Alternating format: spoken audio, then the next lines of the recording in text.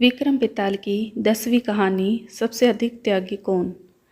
एक बार फिर राजा विक्रमादित्य बेताल को पेड़ से उतारकर योगी के पास जाने के लिए आगे बढ़ता है। हर बार की तरह इस बार फिर बेताल राजन को एक कहानी सुनाता है। बेताल बताता है कि वीरबाहु नाम का एक राजा था जो छोटे छोटे राज्यों पर राज किया करता था। राजा अगनपुर नामक राजधानी में रहता था। उसी राजधानी में अर्थदत्त नाम का एक व्यापारी भी रहता था जिसकी मदन सेना नाम की एक बेटी थी। व्यापारी की बेटी अक्सर घूमने के लिए बाग में जाया करती थी। एक दिन एक युवक ने मदन सेना को बाग में देखा और देखता ही रह गया। वो मदन सेना से प्रेम करने लगा था और हरदम उसी के ख्यालों में डूबा रहता है। एक दिन हिम्मत करके युवक बाग में गया। वहाँ मदन सेना अकेली बैठी थी। उसने नवयुवती को बताया, मेरा नाम धर्म सिंह है और मैं आपकी खूबसूरती पर फिदा हो गया हूँ। व्यापारी की बेटी ने उत्तर दिया, मुझसे तुम दूर रहो, मैं किसी और की अमानत हूँ। धर्म सिंह उसकी बात नहीं सुनता और उससे विवाह का आग्रह करता है। फिर मदन सेना बताती है, मेरा विवाह समुद्र दत्त के साथ तय हो गया है और मैं इस प्रस्ताव को स्वीकार नहीं कर सकती हूँ। इतना सुनते ही धर्म सिंह दुखी हो गया। गुस्से में उसने मदन सेना से कहा, अगर तुम मेरी नहीं हुई तो मैं अपनी नस काट लूँगा। यह सुनकर मदन सेना बहुत डर गई।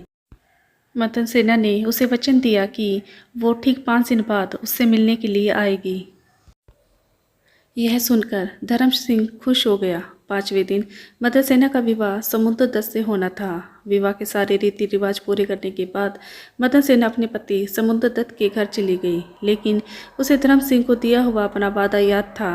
पति जैसे ही मदन सेना के पास जाता है तो वह उससे कहती है कि मुझे आपसे ज़रूरी बात करनी है।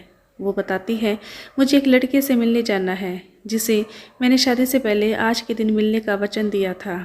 यह बात सुनकर समुद्रदत्त बहुत दुखी हो गया। उसने सोचा कि ऐसी महिला पर तो धिक्कार है जो पहले ही दिन किसी दूसरे आदमी के पास जाना चाहती है। इसे अगर मैं रोकूंगा तो भी यह चली ही जाएगी। ऐसा सोचकर समुद्रदत्त ने उसे जाने की इजाज़त दे दी।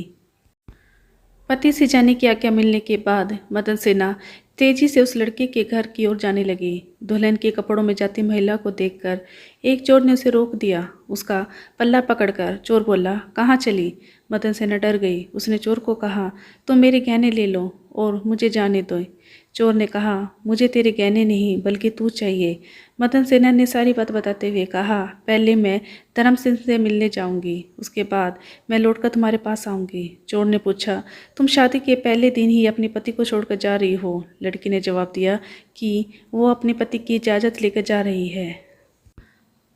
यह सुनकर चोर ने कहा, जब तुम्हारा पति तुम्हें बेच सकता है तो जाओ, मैं भी तुम्हें जाने देता हूँ, पर वहाँ से लौटकर सीधे तुम मेरे पास आना।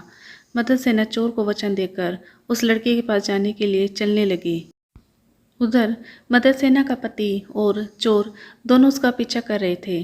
चलते चलते मदन सेना धर्म सिंह के घर पहुंच गई। उसने मदन सेना को शादी के जोड़े में देकर पूछा, अरे तुम मुझसे विवाह करने के लिए शादी का जोड़ा पहनकर आई हो? मदन सेना ने उसे बताया कि उसकी शादी हो गई है।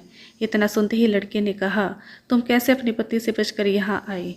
मदन सेना ने उसे सारी बात बता दी कि वो किस तरह अपने पति से इजाज़त लेकर आई है। यह सुनते ही धर्म सिंह ने कहा, तुम्हारे पति ने इतने विश्वास के साथ तुम्हें आने दिया और अब तुम शादी करके किसी और की अमानत बन गई हो। प्रेम तो मैं तुमसे बहुत करता हूँ, लेकिन किसी और की स्त्री को हाथ नहीं लगा सकता। इससे पहले कि कोई तुम्हें देख ले, तुम जाओ अपने पति के पास। चोर और मदन सेना का पति दोनों छुपकर उसकी सारी बातें सुन रहे थे। जैसे ही मदन सेना धर्म सिंह के घर से बाहर निकलती है तो वह दोनों भी अपने अपने रास्ते पर निकल पड़ते हैं। मदन सेना लड़के के घर से निकलकर सीधा चोर के पास पहुंचती है। चोर उसे देखकर मन में सोचता है, यह कितनी पवित्र है, इसके साथ कुछ भी करना गलत होगा। साथ ही उसे धर्म सिंह के घर की बात भी याद आ जाती है। वो मदन सेना की सच्चाई और धर्म सिंह के त्याग को देखकर प्रभावित होता है और कहता है, जाओ अपने पति के पास, यहाँ क्या कर रही हो? ऐसा कहकर चोर मदन सेना को उसके घर तक छोड़कर आता है। बेताल मदन सेना की कहानी रोककर राजा से पूछता है, हे राजन, अब यह बताओ, इन तीनों में से सबसे बड़ा त्याग किसका है? विक्रमादित्य कहता है, बेताल, सबसे बड़ा त्याग चोर ने किया। इतना सुनते ही वो राजा से पूछता है, कैसे? विक्रमादित्य कहता है, सुन बेताल, मदन सेना का पति उसे यह सोचकर जाने देता है कि यह दूसरे व्यक्ति के प्रति आकर्षित है। ऐसी स्त्री का क्या करना? धर्म सिंह उसे दूसरी की पत्नी समझकर छोड़ता है और उसे यह बोध भी था कि वह पाप कर रहा है। साथ ही इस बात का डर भी रहा होगा कि मदन सेना का पति सुबह होते ही उसे राजा से कहकर दंड न दिलवा दे। चोर को किसी बात का डर नहीं था। गहने से लदी स्त्री को उसने त्याग दिया। वो हमेशा से ही पाप कर्म करते आ रहा था। इस बार भी कर लेता तो उसको कुछ नहीं बिगड़ता। इसी वजह से चोर का त्याग बड़ा है। राजा का जवाब सुनकर बेताल बेहद खुश हुआ और बोला, राजन, तूने मुंह खोल दिया, अब मैं चला। इतना कहकर बेताल एक बार फिर से उड़ जाता है।